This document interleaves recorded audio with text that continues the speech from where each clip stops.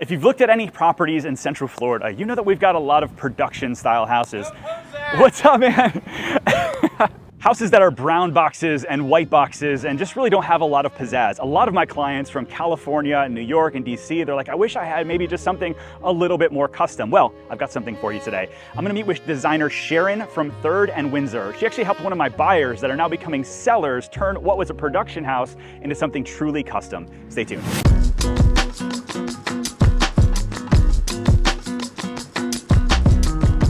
Hey. Hi Ken, welcome in. Thanks so much for having us. Good to see you. Good to see you too.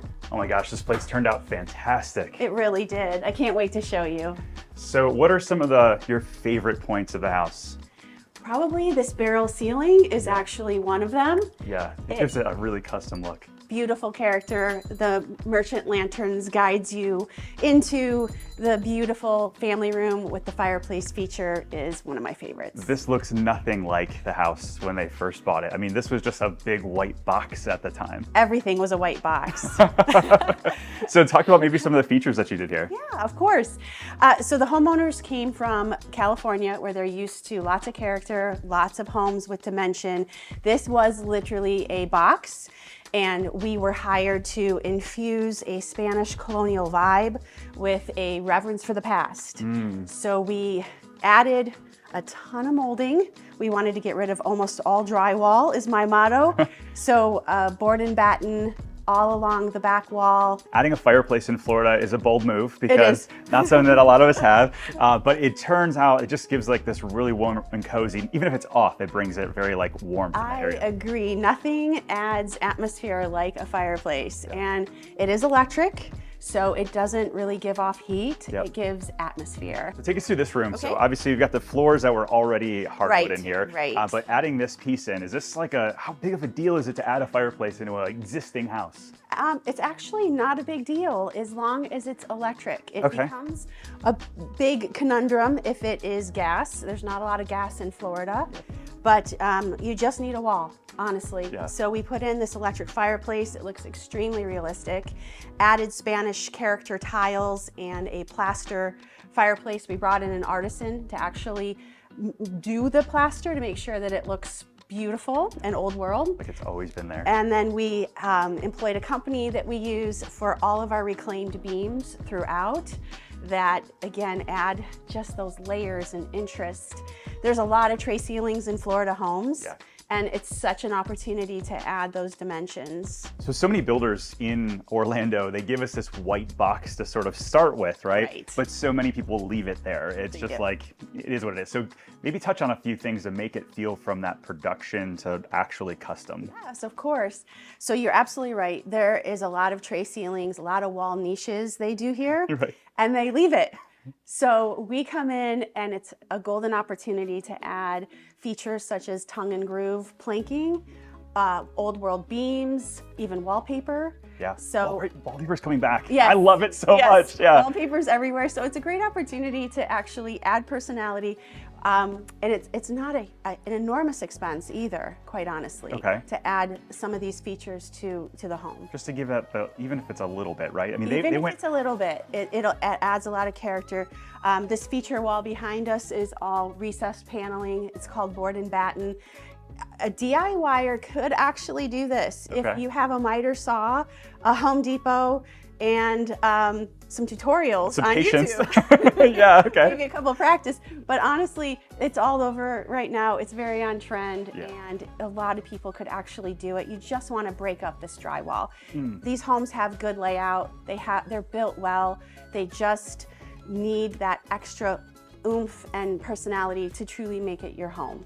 I noticed you added a lot of lighting here too, right? It really has a lot of natural light coming in from outside, but it really kind of gives it that custom high-end feel when you're able to feature some things too. Absolutely. Lighting, that's one of the biggest drives of personality to a home. And often the homes, they are underwhelming and under scale.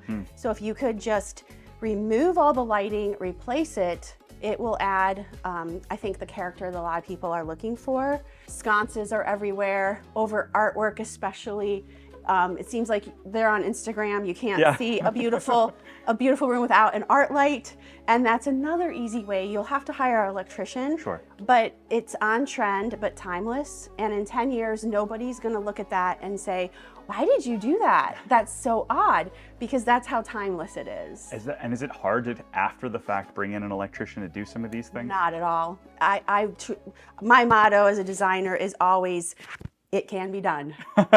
Speaking of it can be done, let's go talk about the kitchen. Sounds good. I know originally they weren't 100% sure if they loved the countertops. They asked you about it and they're like, do we swap them out or is there a way to tie all of this together? And so tell us what you did. Yeah, well, when I first visited the home, they were adamant that they did not want the countertop, but it was going to be a huge expense.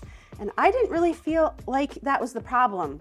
When a house is plain, a lot of different things get picked on. Yeah. And I felt like, nope, we can work with this. It's actually kind of cool and very bold, and I like bold. But you picked up this backsplash and it looks fantastic. Thank you. Yes, this was replaced. The original was just a typical glass mosaic that probably every other house had in a different colorway. Somebody walked into a design center and they all said that one. Yeah. So to keep with the character, the Spanish colonial vibe, that history, we chose a tile it's called Zalige, and it's very, it's all handmade, it's wavy, no two are the same. So it gives you this really unique craftsman character. And immediately it just was so bold and full of contrast between the cabinetry, and it really played well with the countertop. And they loved that they could keep the countertops. And this was a savings. So that's the other Yes. huge thing, right? You came in, not every designer or contractor should be like pushing the highest expense. You Exactly. came in and said, hey, we can actually save some money, make it look amazing, Yeah. tie it in. I think that's a huge testament to what you do. Thank you. I absolutely. Countertops will set you back 10 to 12,000, easy. And it was an expense that we could have used and did use elsewhere to have greater impact. Speaking of elsewhere, I think we have to go show them the Butler pantry. So I know when we first sold them the house, this was just an open nook. And what did you do here? Well, they wanted a Butler's bar pantry. They enjoy entertaining. And so instead of leaving it blank or just maybe less cabinetry, we created all custom cabinetry to satisfy their entertaining lifestyle with wine coolers. And then we added beautiful handmade tile, French bistro glass shelving, So beautiful. a bold choice of a light fixture, which honestly, it has to be bold in this space or it would just sort of fade away. Yeah. And it just created sort of a vibe and a story in here that otherwise was just a blank slate. All right, so this was actually the dining room at one point. I remember like options were talked about who actually Yes. use as like a formal dining at this Right, point. right. And so you turned it into this incredible space. Talk about it. Yes. You should not be afraid to redesignate any room in your house that suits you. And this was made to be a formal dining room, and they knew they would never, ever, ever use it. You have a massive island. They've got an Yeah. eat-in kitchen. Yeah, it wasn't their lifestyle as well. Sure. So they wanted a place to watch television. If you notice from the family room, they wanted the focal to be the plaster fireplace, not the TV. Yeah. So we moved everything in here and created a dark, moody space that encloses the viewer in. Because this was a wide open. This was wide open. It feels like a cocoon in here, and it has this sense of history and interest, kind of a little bit English, a little Spanish, sort of a fusion. Let's go talk about maybe some of the other little touches you did throughout the rest of the house. I'd love to. All right, so before we go upstairs, we have to talk about the half bath because that thing is incredible. Again, a blank slate, pretty boring. We added impact and drama with high intensity wallpaper, vibrant dark color that ties in with the library, beautiful features such as a studded mirror, and an awesome light fixture. Once again, that statement light fixture, and it just created a little jewel box of a space that everyone comes in and is wowed. And I think that the half bath is so often like the throwaway bath. Like they spend time on their master bath, all these other places. I agree. But being able to spend, it's not a big place to have to redo, but make a big impact. Absolutely. In fact, it's one of the most cost-effective little rooms you can do because exactly that, it's small. Yes, even spaces like stairwells are always difficult for clients and homeowners to figure out. And so we added architectural elements as well as artwork and lighting to bring it to life. It looks awesome. I mean, even the runner, it just Even gives the it runner, a custom little space. It didn't probably cost a ton. I know you got a lighting up here, It but didn't cost a ton at all, yeah, but a lot of impact. so cool. And then up here, so the loft area, this is always an interesting one. Usually it's the catch-all for so many people because it's out of sight, out of mind. It is. But you definitely made an impact up here. What'd you do? Well, the first thing we created was zones. So we have a zone for eating, dining, game playing, and then the zone to watch TV and movies with. Yeah. So that was the first part. And then honestly, there wasn't much that we did in here, so it didn't blow the budget. We added some architecture around the windows, custom window treatments, and then it was down to the furnishings. Yeah. Getting the right scale, right color, right tone, and it all came together. Amazing. Well, let's check out the owner's suite before we wrap up. I'd love to. This is where so many people spend a lot of their time. And unfortunately, when I talk to some sellers or buyers that become sellers, they're like, we had all these plans in our suite, but we never really did it. And you were able to turn this into such a great space. Thank you. Yes, the owner suite, sometimes it's either the very first room a client wants to do, or it's the very last.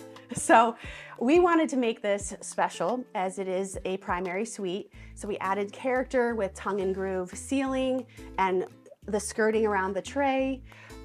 Draperies, textiles add a ton of warmth. So everything is custom, beautiful embellishments such as decorative tape on the Roman shades and on the draperies add that designer feel to it, beautiful lighting. And then it was really down to, again, the furnishings, making sure that it's in scale. This is a long room, so again, dual zones, TV watching here, and of course, sleeping and reading on this side, and then getting the scale right. It's a grand space, so we have purposely chose a super high headboard so that when you walk in, it is like, bam, it is the focal point, and your eye just sort of swims around the room. Yeah. And it's also a favorite, I've heard, from the homeowner. Oh, I totally believe it. I've sold this model probably 24 times. It's by Toll Brothers, and most people don't know what to do with the space. They throw a big bed over there, yes, a couple side the bed tables. is over here. Yeah, yes. and then they're just like, all right, that's it. Yeah, And you're like, well, you've got we're so done. much more space. Yes. So you definitely chose an amazing layout, and the way that you kind of purposed this is fantastic. So you did a couple things in the primary bath. Let's check it out. Sure. So they didn't really need a lot in here, and there was a focus on other areas, but it still lacked a lot of character, and I can't emphasize the importance of window treatments. Yeah. So we added window treatments on the 3 windows, 2 sconces, and a new light fixture over the tub, and it just all of a sudden just quickly created an entire focal wall that detracts from some of the other areas that maybe the homeowner didn't love maybe as much, and it wasn't a very expensive fix. Yeah, I think it looks fantastic. It feels like almost a high-end spa as soon as you walk in. The fixtures are beautiful, but like making it feel like you have a little bit of personality as well. Exactly, a little bit more warmth. Yeah. Sharon, you've done an amazing job finishing this house out. So if people want to get a hold of you and have their production box look like something like this, how do they get a hold of you? Easy. thirdandwindsor.com is our website, and also don't forget to follow us on Instagram. Thanks for hanging out and showing us everything that you've done. It was so fun. Thank you so much, Ken. There's so many things that we weren't able to cover with Sharon here, but this house has an incredible view, an amazing pool area. That primary suite has an additional outdoor living space, and there's so many other things that I would love to show you. So if you're looking to buy a house in Horizon West that's super custom like this, or anywhere in Central Florida, my team and I, we want to be your real estate resource of choice. Email me, info@pozekgroup.com, and we'll see you guys on the next video.